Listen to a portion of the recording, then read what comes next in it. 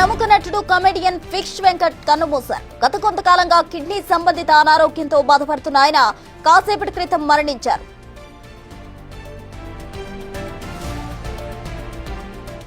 గబ్బర్ సింగ్, దర్వు, దేవుడు చేసిన మనుషులు, సుడిగాడు, బృందావనం, సుబ్రహ్మణ్యం ఫర్ సేల్ ఆది సహా పలు చిత్రాల్లో తన కామెడీ నటనతో ఆకట్టుకున్నారు ఫిష్ వెంకట్.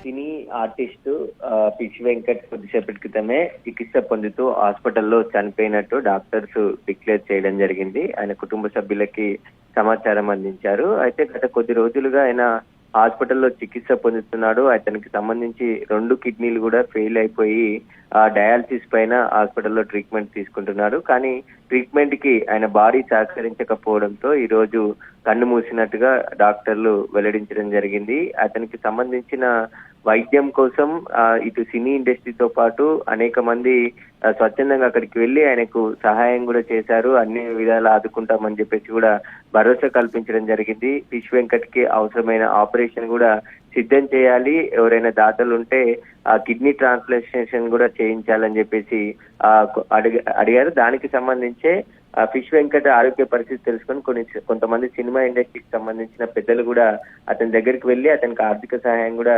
చేయడం జరిగింది.